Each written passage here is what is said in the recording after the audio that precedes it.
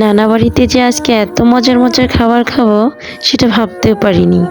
আসসালামু আলাইকুম সবাইকে, কেমন আছেন সবাই? আশা করি সবাই ভালোই আছেন। তো প্রথমেই বলছি সবাইকে, সবাই একটু আমার ভয়েসটা ইগনোর করবা। আমার প্রচণ্ড পরিমাণে ঠান্ডা লেগেছে, ভয়েসটা শুনেই তোমরা বুঝতে পারতেছো। আসলে আজকে নানু বাড়িতে গিয়েছিলাম আর কি, খাওয়া দাওয়ার আয়োজনে আর কিছু দরকারি। তো আমি যাওয়ার পরেই দেখি আমার মামা নাকি বিদেশ থেকে অনলাইনে অর্ডার করছে, আর সেই অনেক রকমের মিষ্টিও আনছে, সেগুলো খাইলাম। এতদিন ফোনেই দেখছিলাম ইলিশ পিঠি আর কি মিষ্টি, আজকে বাস্তবে টেস্ট করলাম, খেলাম। ভিডিওর প্রথমে দেখেই তো সবাই বুঝতে পেরেছো যে নানু বাড়িতে গিয়ে আজ কী করলাম। আসলে একটা ভেবে রাখি আর আরেকটা হয়ে যায়, কি ভাবছিলাম আর কি হয়ে গেল। আজকে কিন্তু আমার আম্মুর আসার কথা ছিল, অথচ আম্মু আসতে পারবে না, এখন আমারই যাইতে হচ্ছে। যেখানে আম্মু থাকতে মানে থাকার কথা ছিল আমার বাড়িতে, সেখানে আমিই চলে যাচ্ছি ওই বাড়িতে। তো দেখো কীভাবে আর কি হয়ে যায়। তো যেহেতু আম্মু আসতে পারবে না, আমিও সংসারে একা একটা মানুষ।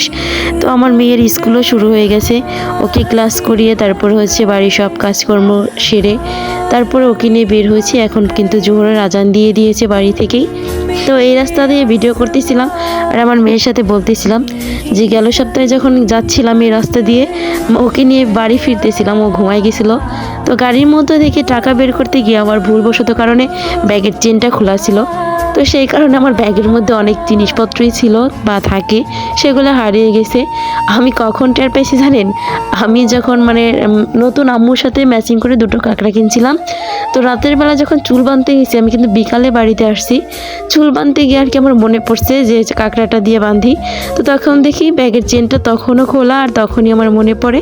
তো তারপরে দেখলাম ওই ব্যাগের ভিতর যা যা ছিল সব কিছুই হারিয়ে গেছে ওই চেনটার মধ্যে। তো ওইখানে চলে আসলাম গল্প করতে করতে। আমার বোন আর হচ্ছে আমার আম্মু ওকে গোসল করে দিচ্ছিল, আমার মামাতো বোনকে। আমার মামি আজকে অনেক বিজি ছিল, কারণ বাড়িতে আজকে অনেক মেহমান আসার কথা ছিল। যেহেতু বড় মামি বাড়িতেই নেই, সে কারণে ছোটো মামি একা একাই সব কিছু করতেছে। আম্মু ওদের দুজনকে নিয়ে স্কুলে গেছিলো। তো গেছি, তারপর অনেক খাওয়া দাওয়া করলাম, অনেক মজা করলাম। তো এখানে হচ্ছে আমার মেয়ে, আমার দুই বোন, আমার 3 বোন, মামাতো বোন 2টা আর হচ্ছে আমার বোন একটা, ওরা 4 জনে কী অবস্থা যে করে।